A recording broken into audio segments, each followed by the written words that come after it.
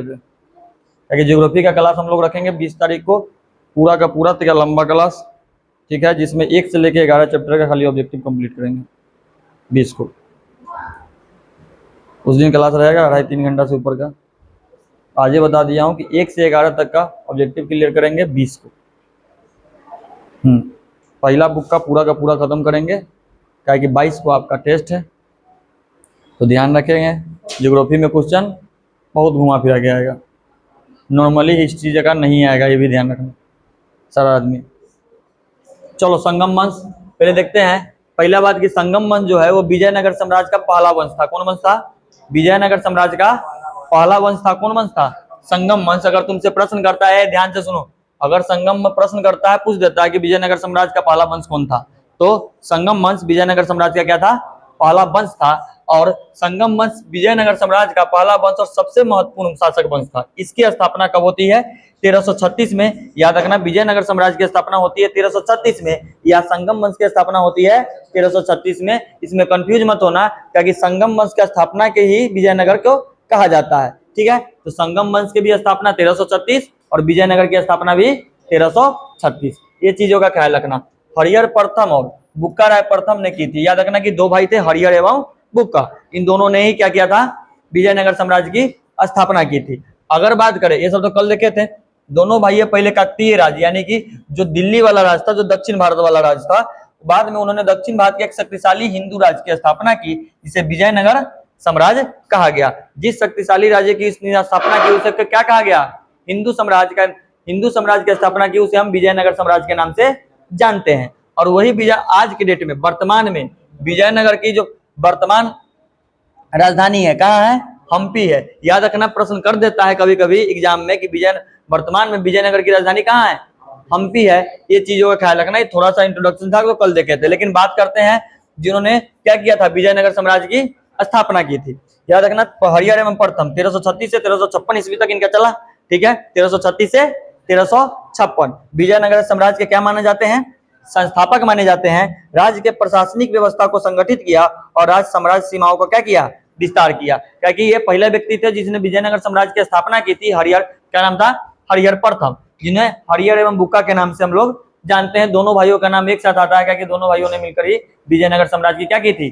स्थापना की थी। और ये अपने जीवन काल में सबसे पहले कितने साल में? 1336 और 56, यानी कि 20 सालों में, 21 सालों में इन्होंने प्रशासनिक स्तर की जो प्रशासनिक व्यवस्था था इनका बेहतर बनाया, ठीक है। उसके बाद और अपने साम्राज्यों का क्या किया? विस्तार किया। उसके बाद 1356 से सीधा पहुंच जाता है बुक्का राय प्रथम, इनके हाथ में शासनकाल चला जाता है 1356 से 77 तक। कब से कब तक? 1356 से 77 तक। अगर एग्जाम में पूछता है, एग्जाम में, तो याद रखना कि 1336 से 1356 के शासक रहे हरिहर प्रथम, ठीक है। और जैसे 1356 से और 1377 तक के शासक कौन रहे? बुक्का राय प्रथम। हरिहर प्रथम के बाद शासक बने और साम्राज्य का विस्तार कहां पर किया? कृष्णा नदी तक। कहां पर? कृष्णा नदी तक इन्होंने साम्राज्य का विस्तार किया। पूछ देगा कौन शासक ने कृष्णा नदी तक साम्राज्य का विस्तार किया था विजयनगर का? तो बुक्का राय प्रथम ने। याद रखना, हरिहर एवं बुक्का, हरिहर देख के उसको मत करना। इनके समय में विद्वानों, कवियों और धर्मचारियों को संरक्षण दिया गया, और जो भी क्या किया? जो भी रास्ते पर चलने वाले व्यक्ति थे, जो धर्म के बारे में सोचने वाले व्यक्ति थे, उनको क्या किया गया? इनके द्वारा सम्मान किया गया। लेकिन ये दो चीज डेट याद रखना, हरिहर एवं प्रथम 1336 से 1356 में, अब बुक्का जी का 1356 से 1377 में। उसके बाद आते हैं हरिहर द्वितीय। कौन? हरिहर द्वितीय। ये 1377 से 1404 में रहा। व्यापार और कृषि का बढ़ावा दिया इन्होंने, व्यापार और कृषि को बेहतर बढ़ावा दिया। याद रखना कि प्रश्न बनेगा कि विजयनगर साम्राज्य में व्यापार और कृषि को बढ़ावा देने वाला शासक कौन थे? तो हरिहर द्वितीय थे। कौन थे? हरिहर द्वितीय थे। कई बंदरगाहों पर इन्होंने अधिकार स्थापित किए। राज्य की आर्थिक स्थिति को क्या किया? मजबूत किया। एक चीज ध्यान रखना, जितना भी विजयनगर साम्राज्य में व्यक्ति आया है ना, वो अपने प्रजा के बारे में ही सोचा है, प्रजा को घाटा दिलाने का काम नहीं किया है। इसीलिए विजयनगर साम्राज्य समृद्ध और सबसे शक्तिशाली साम्राज्य बना था उस समय का। ताकि हरिहर प्रथम ने स्थापना की, इनका शासनकाल खत्म हुआ, बुक्का राय प्रथम आए। जैसे बुक्का राय प्रथम का शासनकाल खत्म होता है, हरिहर द्वितीय आता है। जैसे इनका खत्म होता है तो देवराय प्रथम।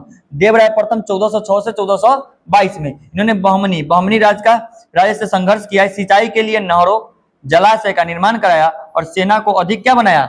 शक्तिशाली बनाया। यानी कि जहां जहां जिसको जिसको कमी लगा उसने उसने अपनी चीजों को क्या करते गया, अपने शासन काल में पूरा करते गया। अब पूरा करने के चक्कर में खुद अपना पूरा नहीं किया, प्रजा के हिसाब से पूरा किया, जो प्रजा को चाहिए, नहर, सड़क, सेना, जिससे क्या हो सके, उसकी रक्षा हो सके। सीधा बात है। अगर राजा वही कहलाता है जो प्रजा के बारे में सोचे, राजा ये ना कहलाता खुद अपन पैकेट भरे और दूसर के काम हो या ना हो, तो उसको राजा एक बेर कर लीजिएगा, 10 बेर आप नहीं बन पाइएगा। अगर आप प्रजा के बारे में हित में सोचते हैं, प्रजा के कमियों को देखते हैं, तो ऑटोमेटिक है कि आप राजा बेहतर कहलाएंगे और ज्यादा दिन तक क्या करेंगे, शासन कर पाएंगे। वही कहानी था, इन लोगों को कम दिन तक शासन नहीं था, जितना भी दिन था बेहतर शासन था। अब प्रजा इनसे क्या थी, खुश थी, और बहुत बेहतर खुश थी। क्योंकि तुम देखोगे ना, पूरा संगम वंश, तुगलक वंश, ये सब वंश में देखोगे बेहतर ही था। जैसे हम लोग को मुगल ने पढ़ा, मुगल में कहीं उतार, कहीं चढ़ाव, कहीं कोई क्रूरता है कि नहीं। अकबर में गए तो बढ़िया लगा, औरंगजेब में गए तो सारा खराबे लगा, बहादुर शाह जफर में गए तो ठीक ठाक लगा, शाहजहां में भी ठीक ठाक था, कला ये सब चीजों में बेहतर था, वहां पर दूसरे में फिर बाबर में गए तो थोड़ा बहुत खराब लगा। लगा कि नहीं लगा। उस वंश में उतार चढ़ाव था, लेकिन इस वाले हिस्से में उतार चढ़ाव नहीं था। सब एक रंग के राजा थे, एक हिसाब से चलने वाले, कि प्रजा के बारे में सोचने वाला राजा था। ये चीजों का ध्यान रखना। जैसे देवराय प्रथम जी का शासनकाल खत्म होता है तो आता है देवराय द्वितीय। ये 1424 से 1446 तक। याद रखना, 1422 से 1420 में दो साल का था एक राजा था, जिसका नाम मैं नहीं लिखा हूं। ये मत सोचना कि 1422 से 1426 46 होगा।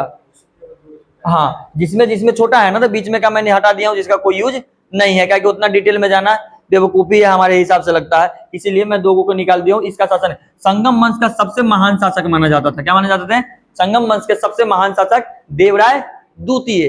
अब आते हैं देवराय द्वितीय का, तो कंफ्यूज हो रहा है कि कृष्ण देवराय के बारे में कह रहा है। आ रहा हूं। साहित्य कला और संस्कृत का संरक्षण दिया।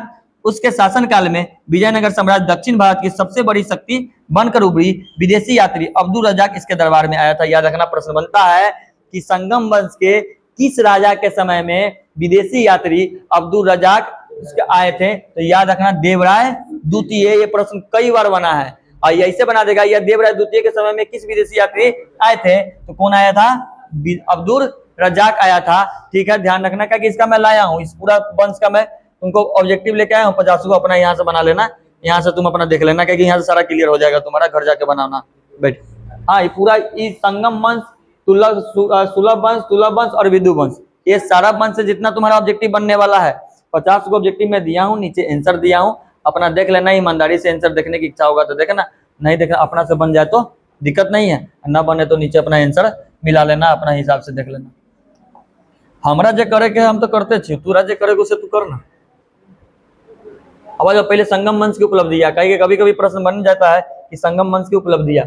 दक्षिण भारत को राजनीतिक स्थिति प्रदान की, हिंदू धर्म, कला और संस्कृति का संरक्षण किया, व्यापार और कृषि का क्या किया, विकास किया, भव्य मंदिर, महलों तथा स्थापित कला का बढ़ावा दिया, और विजयनगर को दक्षिण भारत का प्रमुख सांस्कृतिक और आर्थिक केंद्र बनाया। इनकी सबसे बड़ी उपलब्धियां थी, ये 4-5 थे। पहले दक्षिण भारत पर इसने राजनीति का विकास किया, हिंदू धर्म, कला, संस्कृति का इन्होंने विकास किया, व्यापार और कृषि का विकास किया, भव्य मंदिर और महलों का निर्माण कराया, और विजयनगर के दक्षिण भारत का प्रमुख संस्कृति आर्थिक का क्या बना, केंद्र बना। ठीक है, जैसे मैंने कल कहा था कि इन्होंने जो मंदिर बनवाया वही मंदिर औरंगजेब ने तोड़ा था, क्योंकि इस समय, इस साम्राज्य के समय सिर्फ और सिर्फ मंदिर बनाई जाएगी। ठीक है, मंदिर, भवन, महल, यही सब चीजें, और इसी सब चीजों को अंग्रेज के शासनकाल में क्या किया जाएगा, औरंगजेब के शासनकाल में, मुगल शासन में तोड़ा जाएगा। ठीक है, यही चीजें थी। अगर इस पर तुमको देखो, अगर बात करते हैं कि तुमने इतना चीज ना पूछ के, अगर तुमसे पूछ देता है कि संगम वंश के बारे में बताइए, तो संगम वंश के बारे में ज्यादा कुछ उतना डिटेल में जाना नहीं है, आपने 1 मिनट में समझ जाओगे। ये इतना आंसर आपको लिख देना है, 100 से 120 शब्दों में आएगा। क्या लिखना है कि संगम वंश विजयनगर साम्राज्य का प्रथम शासक वंश था, ये सबको पता है, जिसकी स्थापना 1336 ईस्वी में हरिहर प्रथम और बुक्का राय प्रथम ने की थी। इसकी राजधानी विजयनगर हम्पी थी, और इसी वंश के प्रमुख शासक हरिहर प्रथम, बुक्का राय प्रथम ने हरिहर द्वितीय, देवराय प्रथम और देवराय द्वितीय शामिल है। देवराय द्वितीय को इस वंश का सबसे महान शासक माना जाता है, और संगम वंश ने दक्षिण भारत की राजनीति एकता स्थापित की तथा कला, साहित्य और व्यापार और कृषि का बढ़ावा दिया। इस वंश के शासनकाल में विजयनगर साम्राज्य दक्षिण भारत की प्रमुख शक्ति बन गया और हिंदू संस्कृति का महत्वपूर्ण केंद्र बना। जो हमने इतना पढ़ा उसी का भाषा यहाँ है। ठीक है, कुछ नहीं लिखना है, संस्थापक कौन था, कितने व्यक्ति रहे, ये उसके बाद इसकी विशेषता क्या थी कि हिंदू धर्म, महल, ये सब चीजों का निर्माण कराया। यही सब चीजें आपको क्या करना है, सब्जेक्टिव में आपको लिख देना है, अगर पूछता है संगम वंश के बारे में तो। अगर नहीं पूछता है तो कोई टेंशन, देखो ऑब्जेक्टिव तो बनेगा, ऑब्जेक्टिव तो 100 to 10% है, बनेगा, यहाँ से ना बनने का तो सवाल ही नहीं है। लेकिन अगर सब्जेक्टिव में पूछता है, तुमसे हल्का सा अगर डीप जाने का प्रयास करता है तो तुमको सब्जेक्टिव में ये डाल देगा। इतना चीज ध्यान रखना। अब सब्जेक्टिव में डालेगा तो यही चीज को यहाँ पे लिख देना है, ज्यादा चीजें थोड़ी है, इसी का तो इसका क्या है, परिभाषा है। अगर आगे बात करते हैं